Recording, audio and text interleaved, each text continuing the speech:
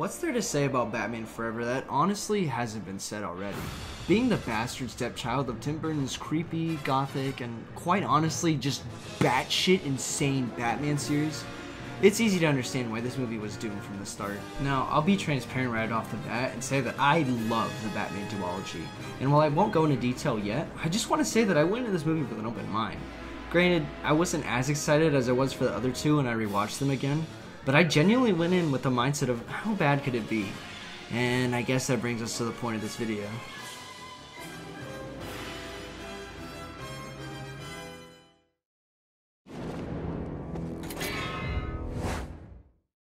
So let's get this right out of the way. I do not like the suit in this movie, or any of them for that matter. And that really makes or breaks a superhero movie in my opinion. Like, I'm not even kidding. I prefer The Amazing Spider-Man 2 over the first one for the suit alone, and I will take that to my grave. Before I rip into the suit though, let me first talk about why the bat suits that preceded it were just so awesome. So trust me when I say that I am not a fan of realistic abs and armor whatsoever, and we will absolutely get into that later. But I really dig the 89 suit. Yeah, this was a whole 11 years after the first Superman movie, but I just really appreciated the time and effort Bob Ringwood and Ben Burnham took to sell the suit by giving it more of an armor feel. Like, they could have gone the Superman route and just made a suit out of blue and gray cloth and some spandex, but they added extra accents and designs on the boots and gloves, and the knee pads were a nice touch. It just felt like this was a guy who did not want to get hurt fighting crime. To add to that, the artist for the Batman 89 comic, Joe Quinones, posted some art fairly recently showing that Bruce Wayne actually wears Under Armour, which is it's just what we like to see. Now, they really hit their stride in Batman Returns by making the suit just that much better. They replaced the molded abs with a more armor-looking look. I don't know how to describe it. Thankfully, Deviant Ephra Joey 1 made a pretty detailed diagram, or at least that's how I'm using it, to show the difference between the two suits. I would say that the logo looks better too, but that was trademarking issues and you can't like really be mad about that. And, well, that brings us to 1995. What do I say about this? It's just so gross. Okay, credit where credit is due. The logo is more shiny, I like that, and the suit has a more sleek look to it. I like that too. Now that that's said and done, let's get the most obvious thing, and frankly the low-hanging fruit of the suit, just out of the way. The bat nipples. I don't think I really need to go into detail as to why these are terrible. And it's not even like there's a good reason for them being there. Joel Schumacher just really wanted them there. And it hurts, but even if they weren't there, I don't think it would have saved the suit. For me, what really does it are the way too realistic abs and the oversized groin. I know I've already said this, but it just looks gross. It's like he's got, like, reflective, tarry black skin while wearing a jockstrap where he pulled the waistbands up a little too high. To add insult to injury, basically everything I just complained about applies to Robin too, only with a different coat of paint. Everyone else's costumes aren't too great either. Two-Face's suit, I guess I don't mind. It's a little too silly for my taste, and I probably would have preferred the black and white on opposite sides like the animated series, or the route they were going to go with Billy D. Williams, so I've heard, with the two similar designs on opposite sides. But when you scroll up a bit and get a better look at the face, like, did they even try? Look, I get they didn't want to make things too scary, but it's just bad. The paint goes right down the middle of his face, and you think they'd at least try to mesh it together better. As for the Riddler, he should have just kept the suit. It's like every time he shows up on screen, it looks worse than before. I will say this though, the Sonar suit isn't half bad. I do like that.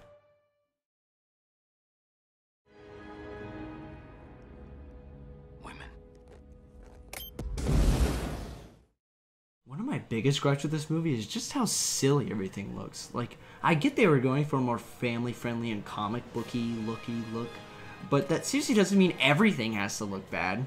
Now this is kind of a personal thing, but I seriously hate when they place a fin on top of the car. I know some people really have a soft spot for that design, but it just looks bad to me.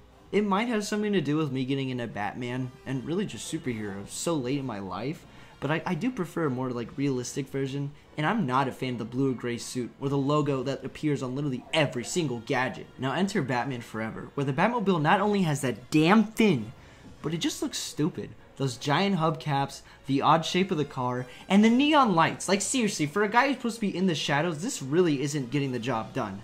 You know you've done something wrong when the Adam West Batmobile is less conspicuous, both of which had flashing lights. Now rewind the clock to the Burton movies, and this is still my favorite Batmobile to date, except for maybe the animated series one, but even then, that one took heavy inspiration from the Burtonmobile. Its slick design, jet black paint, the turbine on the front, the afterburner, and the outright just feel of the car just felt so right. It looked beefy while at the same time fast enough to get out of a pinch. However, looks aren't everything.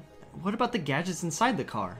Well, before anything else, I'm aware that the Batmobile appeared in both 89 and Returns, and the Forevermobile only appeared in Batman Forever. But to be fair, it got a facelift in Batman and Robin, and I really don't want to talk about that movie, and I honestly consider it a completely different car as the first one got totaled. That being said, I was really into the idea of the car being able to turn completely left or right with no momentum, which was just a cool scene honestly, and should be a staple in every one of Bruce's cars to come.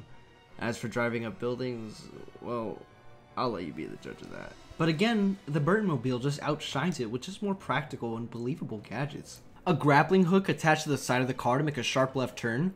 Nice. Shield to protect the car while Batman's not around? Sweet. A giant piston to spin the car around 180 degrees to spray someone with his afterburner? I don't even know what to say to that. Granted, the car being able to shed some of its armor and transform to something more thin is kinda out there, but in the context of the movie, it was just not something you paid attention to, just from how cool that police chase was. In my opinion, the best Batmobiles are the ones that look like cars. I respect The Dark Knight and I love those movies, but I'll take a car over a tank any day of the week.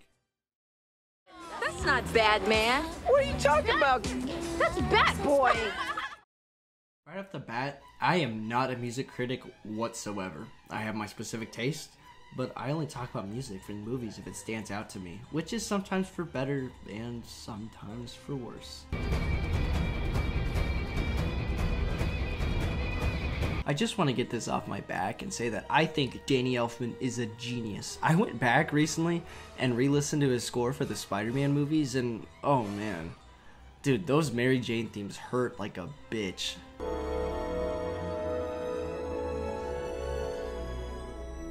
But what about a story that isn't so personal?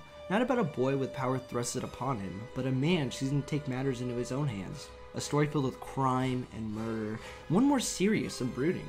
Well, rewind back to 1989, where Elfman actually worked on the Batman score. For Warner Brothers to tell him, okay guys, so listen, you gotta make a Batman theme, but it's not like Adam West, and it also has to be scary, but remember, he's the good guy, so, good luck. It's like, and he found a way to make one of the best superhero themes ever? That's just incredible. So let me set the scene.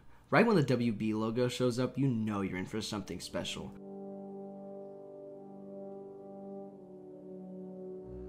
Those first few notes really grab your interest and keep you around in this mysterious, creepy, and quite honestly unsettling building up. It's like opening up a box with something you don't know could be really good or really bad waiting for you inside.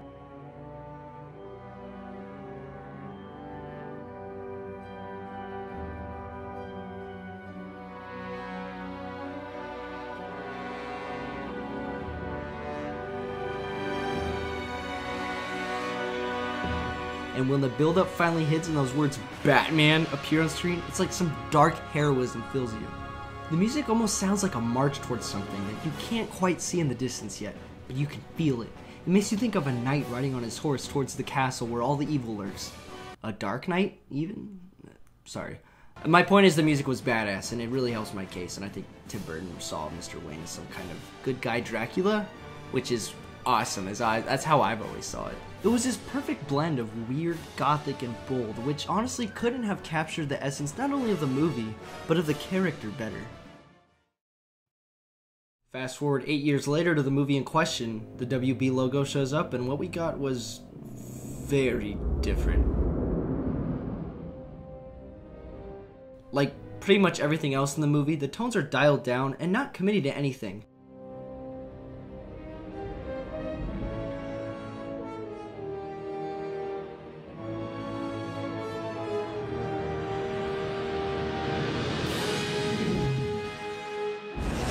It sounds somewhat heroic at one point, but pretty quickly after picking up steam, it slows back down to where it started, and it just feels like there's no payoff at all. It sort of just builds up for a bit, and then just stops so he can get to the cheeky suit up. You might think I'm being a little harsh, but let's just compare some scenes from these three movies. I'll mute all the other audio, And you tell me which one do you think were composed by Elfman, and which one were composed by this chump who I couldn't even be bothered to look up his name, the same way he couldn't be bothered to put some effort in his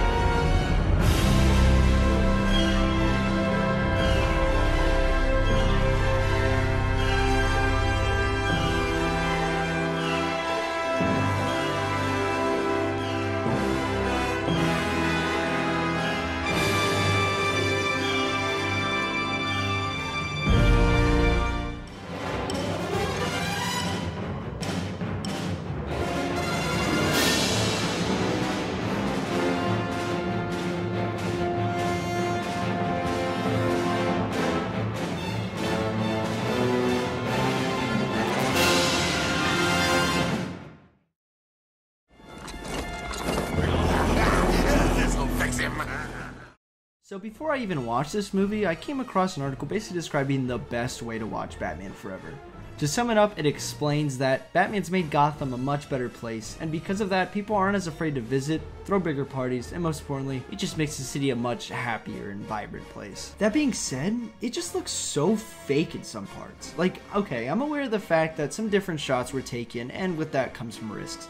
And I would respect that if they were done correctly. Like, look at this shot moving towards Wayne Enterprises.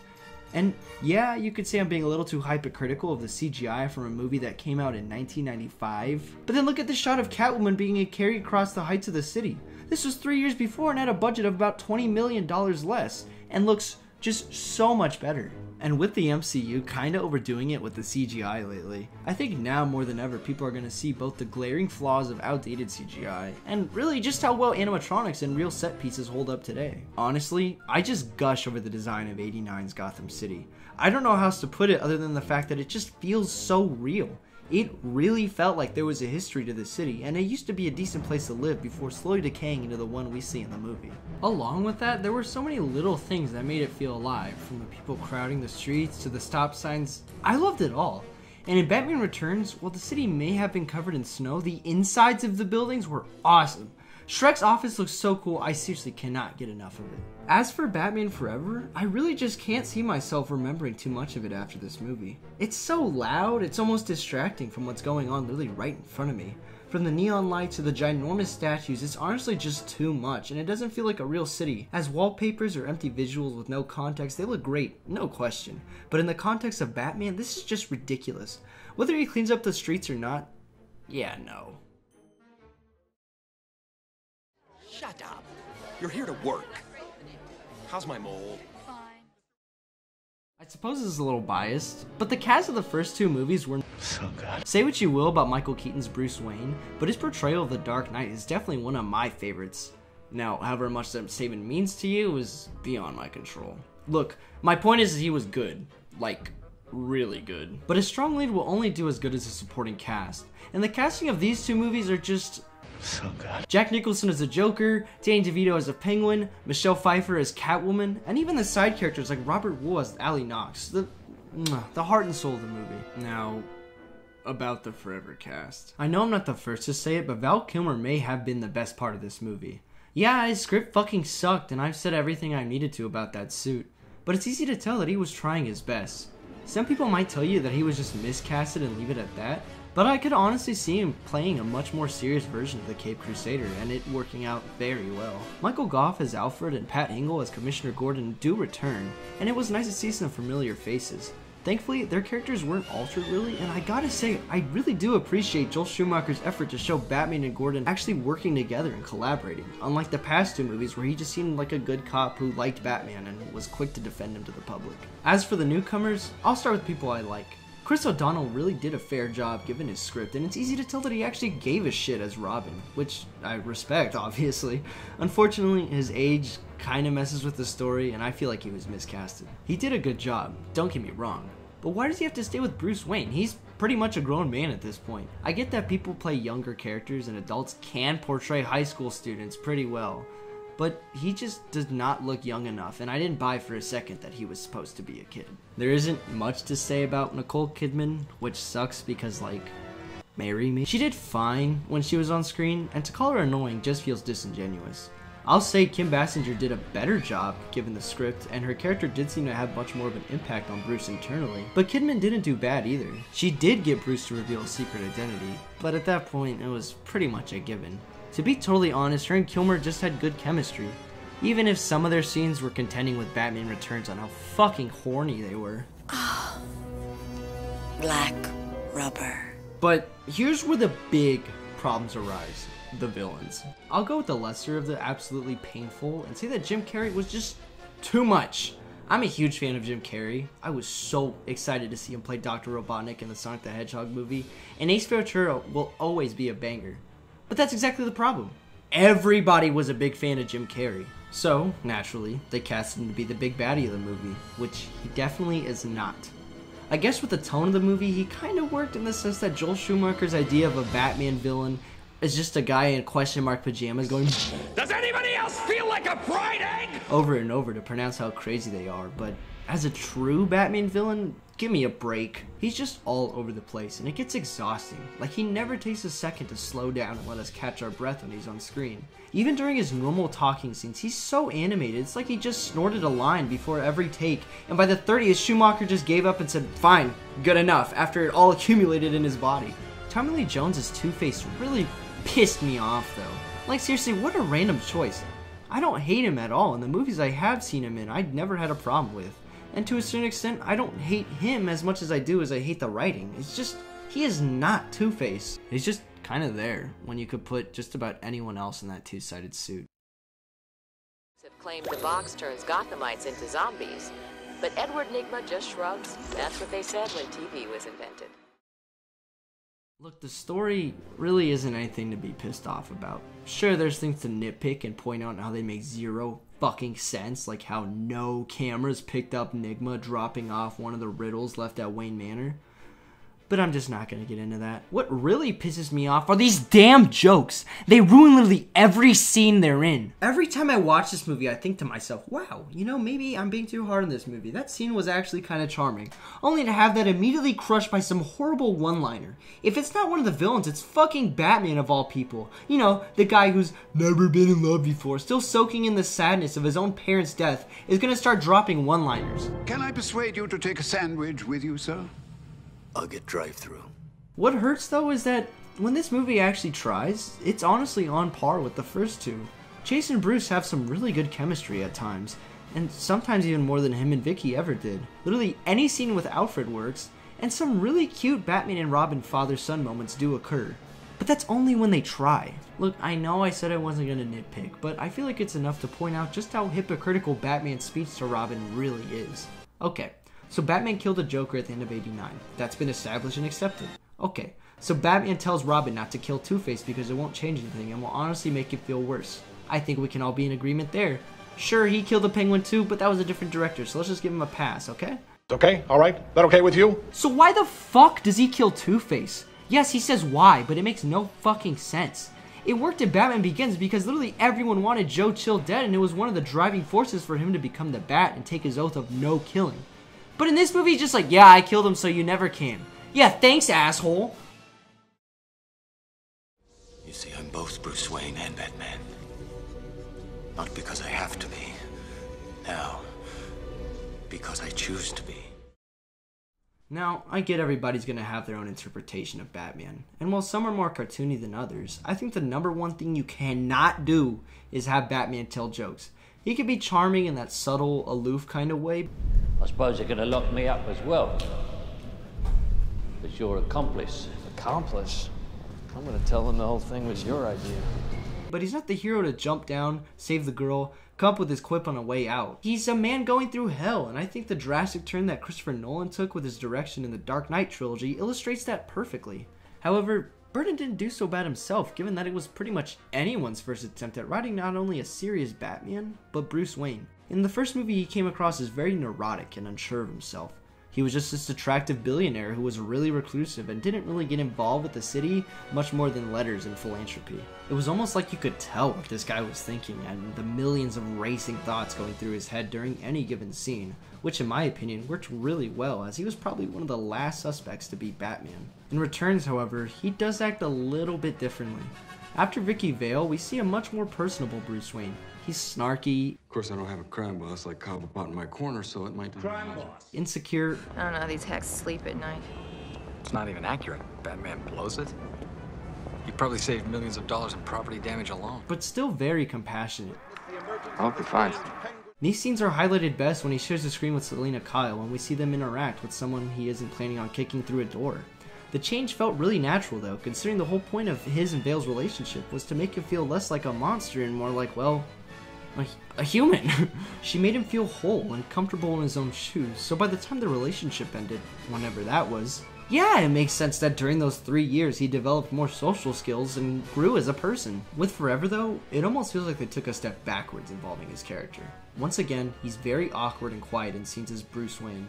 It's almost like he still acts like he has the costume on, which I want to say could mean something, but there really isn't any substance to a movie like this. In scenes with Dr. Chase Meridian, it's like he regressed back to his '89 persona, trying to hide more than he leads on, while still being the smartest guy in the room, and more keeping so to himself. So, what you're saying is, this guy's a total wacko. Exactly. My opinion is letter writer is a total wacko. Wacko? Is that a technical term?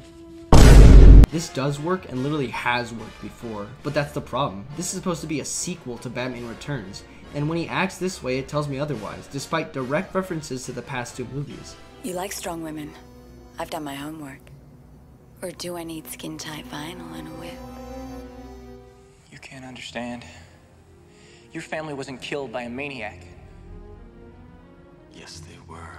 The real victim here is Two-Face though. The thing about Harvey is that he's not like the rest of Batman's rogues gallery. Once Gotham's confident, brave, and promising new district attorney, willing to work with both Batman and Commissioner Gordon to take down the rest of the city's organized crime, we now see a man torn between 2 sides. He's constantly not only in physical pain from the acid thrown in his face, but mentally as his mind was split in 2 and is yanked between both good and evil. It's a tragic story of the White Knight of a desperate city becoming filled with rage and evil in an instant and forever corrupting his mind. So let's start the movie with him as Two-Face. Schumacher immediately shot himself in the foot by starting the movie off this way. The only backstory we get is through a television that literally lasts like 20 seconds. By starting him off as Two-Face, you void him of any humanization and any real connection to the audience, especially when you present him in the opening fight. Both The Dark Knight and the animated series built him up perfectly, getting you not only to like and care about him, but wholeheartedly root for him before his inevitable doom, which just crushes your soul. I get that the Riddler was the star of the show, and they really wanted to spend that sweet, sweet screen time on Jim Carrey, but it destroys the character of Harvey Dent. To add to that, he's just a total buffoon. I've always seen Harvey Dent as someone who's calm and collected, even after the acid attack.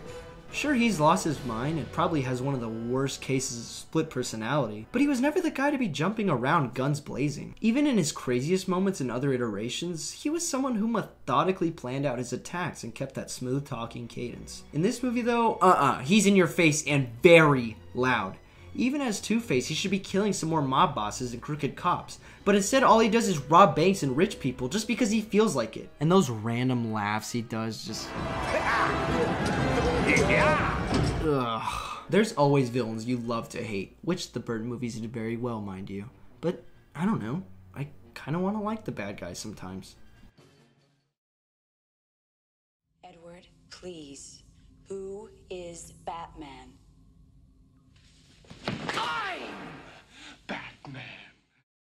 All things considered, I never and ever will think of Joel Schumacher as a bad director, rest his soul.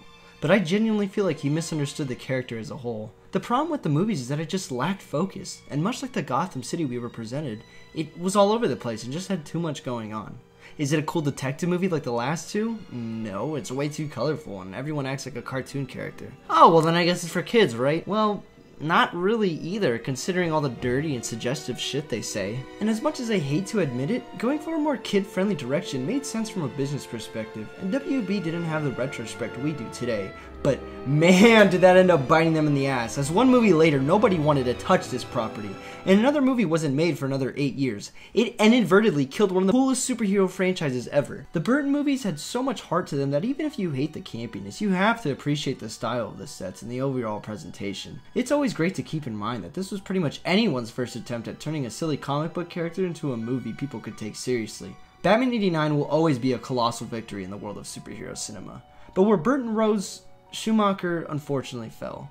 I know this movie has its fans, which doesn't make sense to me other than nostalgia, but objectively this isn't only a bad Batman movie, not only a bad superhero movie, but just a bad movie. Now, despite my cynicism and just how frankly harsh I've been in this whole movie, I would love to see a second try at this, different writers but the same cast, and I really think there was potential here, which is kind of just why this movie hurts in the first place.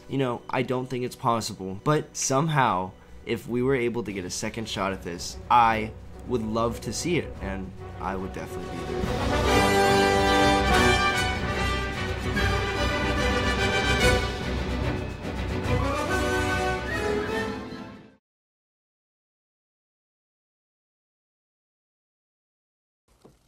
Leave that, Master Dick. I'll attend to it. I'm not used to being waited on, Al.